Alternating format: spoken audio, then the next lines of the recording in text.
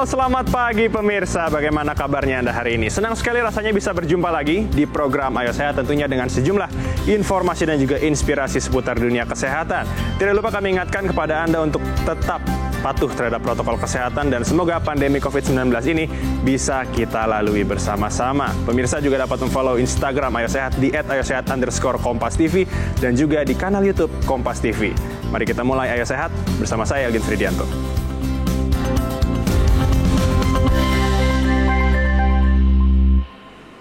Pemirsa, menjaga kesehatan mulut berkaitan erat dengan menjaga kesehatan tubuh secara keseluruhan.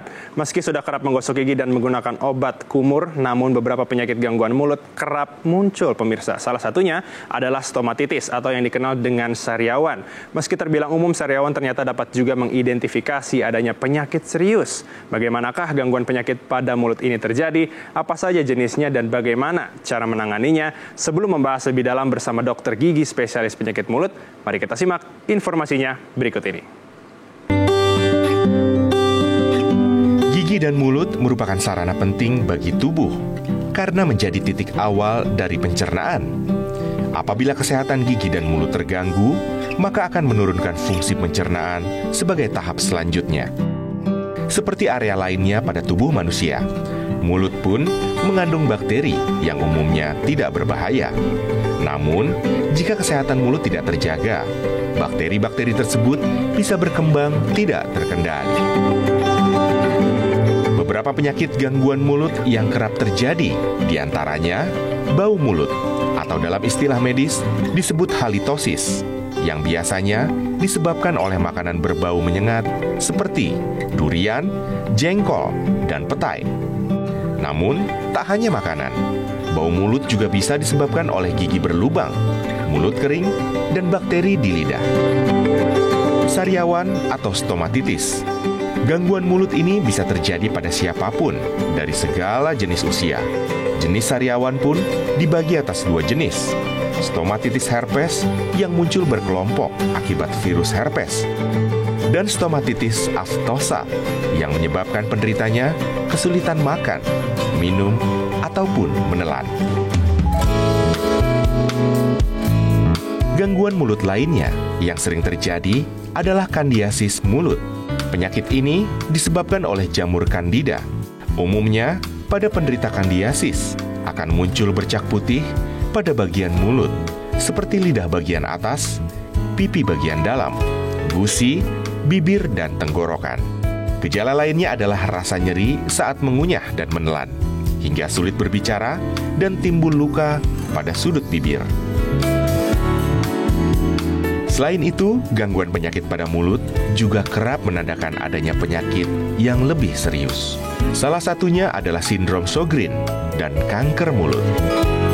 Lantas bagaimana cara menjaga kesehatan mulut agar terhindar dari gangguan penyakit pada mulut? Simak informasi selengkapnya di Ayo Sehat. Pemirsa, sudah hadir bersama saya dokter gigi spesialis penyakit mulut, Dr. Sarah Mersil. Selamat pagi, dokter. Pagi, Mas El. Bagaimana kabarnya, dok? Alhamdulillah sehat. Alhamdulillah Mas, sehat. Ya. Nah, pemirsa, perlu menjadi informasi bahwa Dr. Sarah dan juga seluruh kru yang bertugas sudah menjalankan protokol kesehatan yang ketat dan juga sudah melakukan tes terhadap COVID-19. Nah, Dr. Sarah, tema kita hari ini adalah all about mulut. Dan kita ketahui bahwa mulut merupakan bagian awal dari saluran pencernaan yang kita harus jaga kesehatannya. Apakah betul itu, dok? Ya, benar. Jadi sebenarnya kalau penyakit mulut itu memang jalan masuknya ya semuanya. Baik makan, minum. Nah, bagaimana tubuh kita akan fit dengan makan dan minum, yaitu harus tentu jalan masuknya harus sehat dulu. Apabila ada gangguan di jalan mulutnya, di jalan masuknya pencernaan, sehingga akan menyebabkan mungkin penyakit yang lain di dalam tubuh. Dokter Sarah, ini tim Ayo Sehat sudah menyiapkan gambar anatomi dari mulut, kita bisa lihat di sini. Nah, mungkin bisa dijelaskan nih, dok, untuk anatomi mulut tuh ada apa aja sih? Silahkan. Nah, di sini bisa kita lihat sebenarnya kan ada nih, paling banyak di sini keterangannya adalah ada kelenjar parotis, kelenjar sublingual, kelenjar submandibular. Nah, itu sebenarnya adalah kelenjar saliva atau kelenjar air liur. Nah, itu memang sangat berperan dalam rongga mulut. Nah, di situ ada tulisan mukosa. Mukosa itu sebenarnya adalah dinding di dalam rongga mulut yang misalnya ada dinding bagian pipi, permukaan dasar mulut atau langit-langit. Nah, itu yang harus dijaga di dasar mulut. Dan di situ ada otot-otot untuk otot pengunyahan, ada ductus tension, ductus parotis atau ductus tension itu untuk jalan keluarnya saliva, air liur dari kelenjarnya. Oke, kira-kira baik. seperti itulah menjelaskan dari anatomi ini. Nah, memang ini semuanya harus dijaga ya dok ya berarti ya, karena untuk bisa masuk makanannya agar tidak terkontaminasi dengan kuman. Ya benar, jadi memang harus dijaga, harus dengan jumlah air liur yang cukup, kondisi dinding mulut yang sehat. Nah itu akan gigi yang sehat juga tentu, gigi yang sehat itu akan baik untuk proses pencernaan, pengalusan bahan makanan, terus pengecapan yang baik pada lidah sehingga akan lebih sehat masuk ke dalam tubuhnya. Baik. Nah, Dokter Sarah tadi mention mengenai gigi yang sehat. Tapi apakah betul gigi berlubang ini merupakan salah satu yang paling sering ya dikaitkan dengan adanya gangguan terhadap mulut? Sebenarnya sih gigi berlubang tuh hanya salah satu ya gangguan mulut. Jadi sebenarnya banyak lain keluhan mulut yang mungkin ada beberapa mungkin pasien datang itu tidak selalu terkait gigi, bisa mungkin sariawan, mulut kering, bau mulut, atau mungkin terasa giginya terasa goyang atau gusinya berdarah. Nah itu adalah sebagian sedikit terkait dengan gangguan pada mulut. Gitu. Oke, berarti tidak selalu hanya soal gigi berlubang saja ya benar, dok ya. Mas. Baik. Nah, bicara mengenai sariawan nih, ini menarik banget. Ini adalah permasalahan mulut yang paling umum, bahkan dari anak kecil sampai orang dewasa pasti pernah setidaknya mengalami sariawan. Tapi kita harus tahan dulu nih dok, kita akan bahas sariawan usai jeda. Pemirsa jangan beranjak dulu karena Ayo Sehat akan segera kembali usai jeda.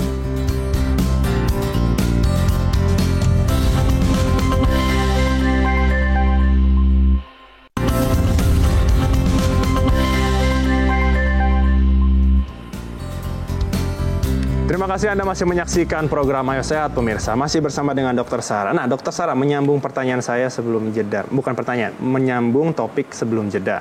Bahwa sariawan ini merupakan salah satu penyakit umum di mulut. Tapi sebenarnya penyebabnya nih apa sih dok? Kayak saya sempat baca bahwa ada 2 penyebab ya. Yang infeksi sama yang non-infeksi. Bisa dijelaskan nih dok, satu persatu.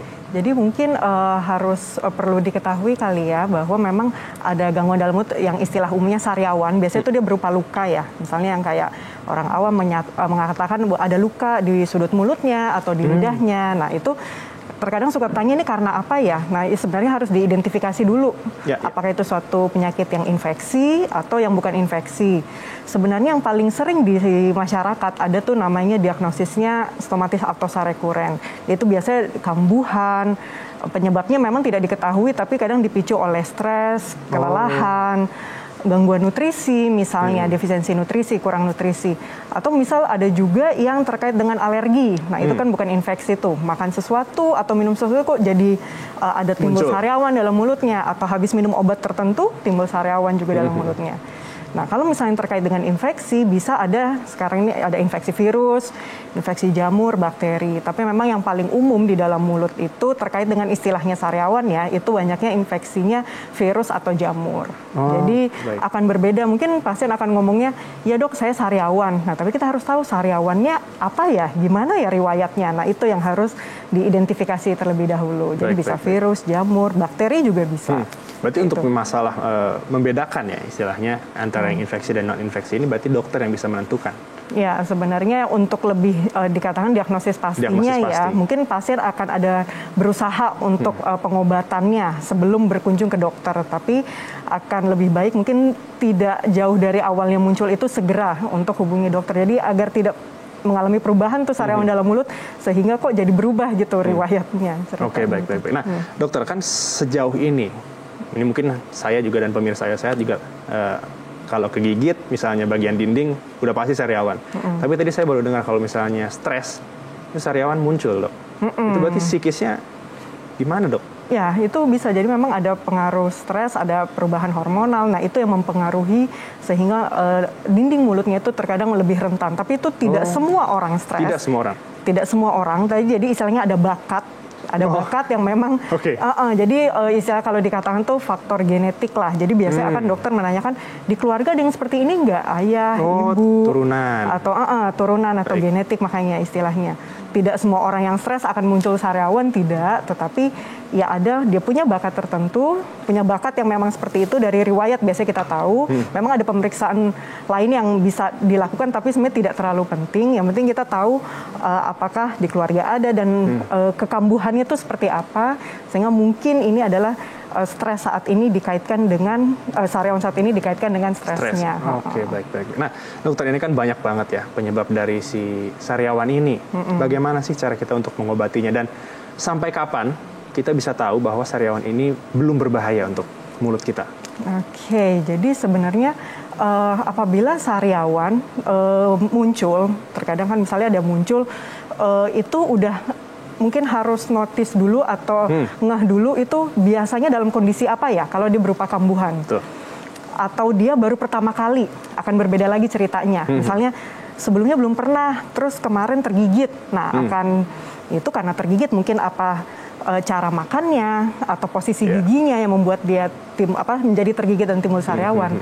Atau mungkin sariawan yang karena setelah makan obat tertentu atau setelah konsumsi atau pakai obat yang baru yang belum pernah dipakai atau makan sesuatu yang baru muncul. Nah, kita curiga jangan-jangan ini adalah alergi. Baik. Tapi kalau ada misalnya sariawan sebelum muncul ada demam, Dok.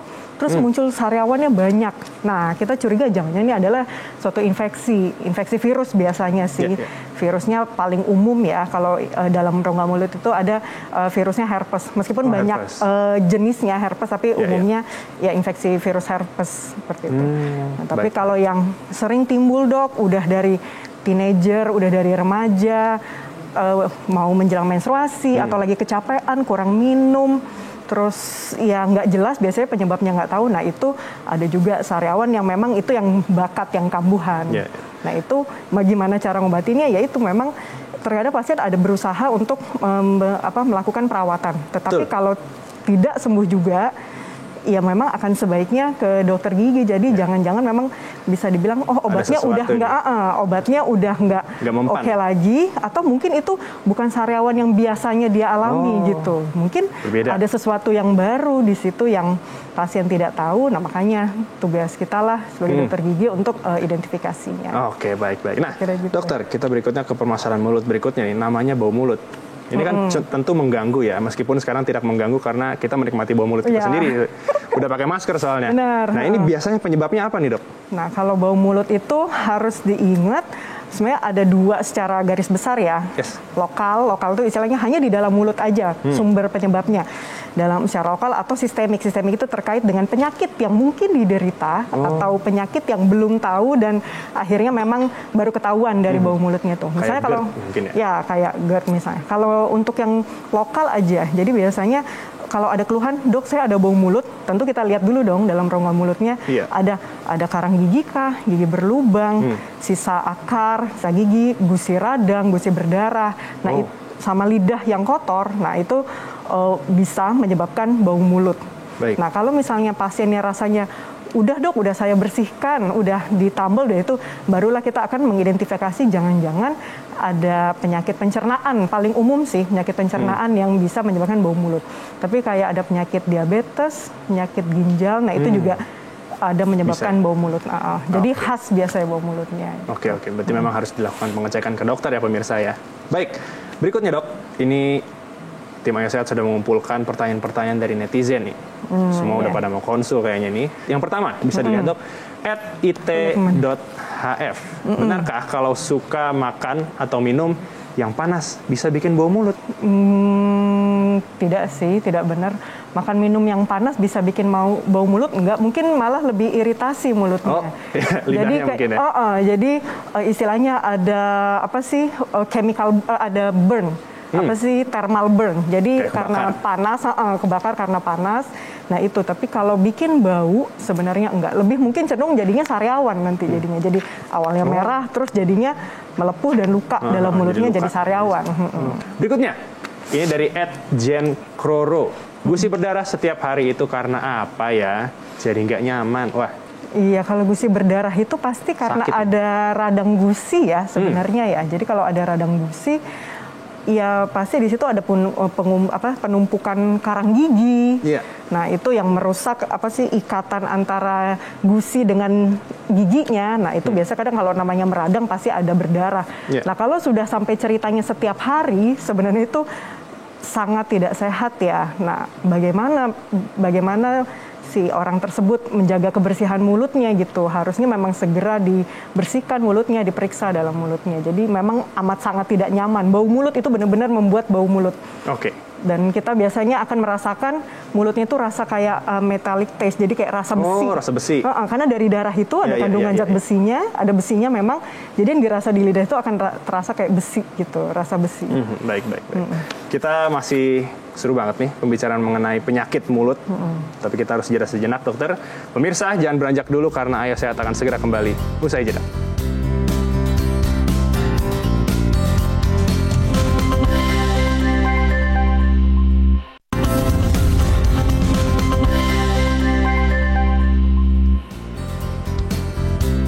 Anda masih menyaksikan program Ayo Sehat, pemirsa. Masih bersama dengan Dr. Sarah. Nah, Dr. Sarah, kita melanjutkan pembicaraan mengenai penyakit mulut. Nah, berikutnya, apakah betul penggunaan obat kumur ini bisa mencegah terjadinya gangguan mulut?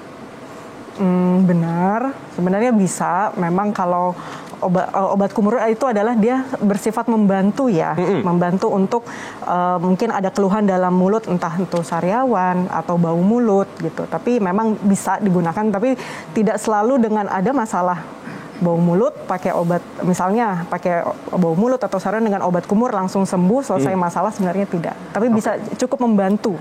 Berarti hanya sebagai pembantu saja ya. Tapi kalau untuk penggunaan yang tepat itu bagaimana, Dok? 3 hari sekali kah?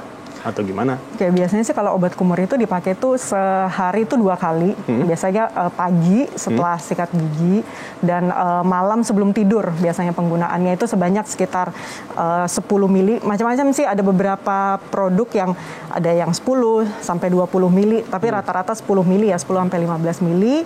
Itu dikumur selama 1 sampai 3 menit terus dibuang. Tidak makan minum setelah makan, minum, dibilas setelah penggunaannya. Jadi supaya si obat kumur ini dia memang bekerja kontak di dalam rongga secara mulutnya. Maksimal berarti ya? Kalau misalnya setelah berkumur terus dibilas dengan air, lepaslah gitu. Oh, berarti udah jangan dibilas lagi. Jadi ditunggu aja dulu sekitar setengah jam agar lebih Tapi memang penggunaannya itu tidak dalam jangka waktu panjang, biasanya itu sekitar ya ada yang seminggu, 2 minggu.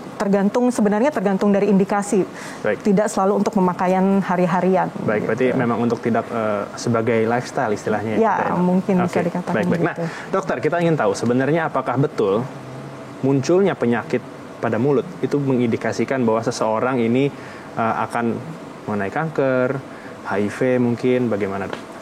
Oke, kalau terkait dengan kanker ya, dengan kanker mulut biasanya sih kalau ada keluhan sariawan, dia sariawan misalnya sudah lebih dari 1,5 bulan atau 2 bulan tidak sembuh-sembuh, terus bertambah besar dan tidak hanya sekedar sariawannya, tentu ada perubahan pada tubuh, misalnya berat badan menurun, gitu. Jadi ada gejala lain dan memang mungkin kita sudah misalnya dia datang ke dokter sudah melakukan mengurangi faktor iritasinya, mungkin karena ada iritasi sariawannya tetap aja muncul. Nah, itu kemungkinan besar, tapi memang harus dilakukan pemeriksaan ya. Kita tidak bisa wah ini kanker, tidak bisa, karena harus diambil itu lukanya sehingga memang diagnosis berdiri itu kanker.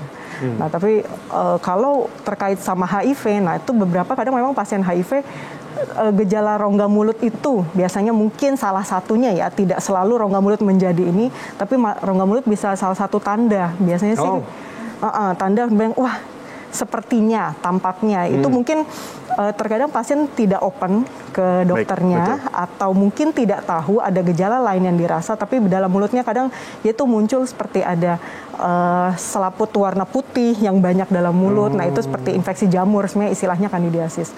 Atau mungkin di tepi lidahnya ada warna seperti putih-putih tapi nggak bisa dibersihin putihnya itu. Nggak hilang ya berarti? Nggak hilang, tapi memang ya harus perlu diketahui apakah yang orang bersangkutan itu istilahnya ada kelompok kunci nggak sih, memang yang resiko tinggi terhadap terinfeksi. Jadi memang tidak bisa langsung, wah nih seperti jamur tidak selalu orang pada HIV. Jamur juga orang dengan daya tahan tubuh menurun, habis sakit, minum obat tertentu bisa. Jadi kita tidak bisa judgement, wah ini jamur terus HIV, tidak gitu. Tapi mungkin salah satunya bisa dicurigai apabila memang data lainnya kita lengkapi. Baik. Dokter, mungkin bisa memberikan tips nih kepada pemirsa Ayo Sehat di rumah, bagaimana caranya supaya kita bisa menjaga kesehatan mulut kita tentunya agar terhindar dari gangguan penyakit mulut. Maaf, silakan dokter. Mungkin saya ada tips sebenarnya sih kalau untuk menjaga kesehatan rongga mulut ya. Sehari-hari bisa kita lakukan ya, biasa sikat gigi, mungkin penggunaan dental floss atau benang gigi setelah makan. Jadi tidak hanya mungkin sikat gigi, bulu sikat itu memang bisa menjangkau di sela-sela, tapi dengan adanya bantu benang gigi itu bisa lebih mengangkat makanan yang nyangkut di sela-sela gigi. Nah, untuk penggunaan obat kumur boleh saja, tetapi memang akan lebih baik itu bertanya dulu ke dokter gigi, kira-kira saya perlu nggak sih obat kumur ini gitu. Kalau misalnya dokter menyatakan tidak perlu Bu, mulutnya sehat, oke. Tapi misalnya ibu boleh pakai misalnya untuk pengobatan ya karena ada misalnya gusi berdarah. Nah jadi ibu pakai ya selama 2 minggu, setelah udah habis udah. Nah seperti itu. Nah jangan lupa apalagi terkait dengan bau mulut ya. Nah pakai masker apalagi sekarang. Selain sikat gigi, pakai dental floss, menyikat lidah. Nah itu terkadang kebiasaan tidak semua orang lakukan ya. Jadi lidahnya disikat, nggak hanya gigi, lidahnya disikat pakai apa? Ya cukup dengan pakai sikat gigi yang ada, cukup disikat. Nah itu untuk melepas kotoran yang ada di lidah, salah satunya penyebab dari bau mulut. Itu sih kira-kira untuk menjaga ya. Tetapi kalau ada keluhan, udah diobati, tapi belum juga sembuh, ya sudah segera ke dokter gigi atau minimal sekarang kan memang agak sulit ya ketemu dokter. Jadi ada trauma lah, takut mungkin karena masa Covid gini, aerosol dan segala macam, mungkin ada istilahnya sekarang teledentistry. Jadi mungkin lewat ini dulu konsultasi, tapi memang akan lebih baik itu langsung dokternya melihat. Jadi kita lihat secara langsung, seperti ini. Gitu. Jika memang ada keluhan mungkin bisa langsung ditangani ya dok. Seperti itu, memang sekarang protokol sih sudah amat sangat disesuaikan. Baik. Terima kasih Dokter Sarah untuk informasinya. Semoga semua informasi yang diberikan oleh Dokter Sarah ini bisa bermanfaat untuk pemirsa Ayo Sehat di rumah tentunya agar terhindar dari gangguan penyakit pada mulut. Usai sudah, pemirsa 30 menit saya dan juga Dokter Sarah menemani Anda di program Ayo Sehat edisi kali ini. Tetap saksikan program Ayo Sehat setiap hari Senin hingga hari Jumat pukul 10.30 waktu Indonesia bagian Barat hanya di Kompas TV, independen, terpercaya. Saya Algin Fridianto bersama dengan Dokter Sarah pamit undur diri. Ingat, tetap patuhi protokol kesehatan, menjaga jarak, mencuci tangan, dan juga menggunakan masker. Sampai jumpa.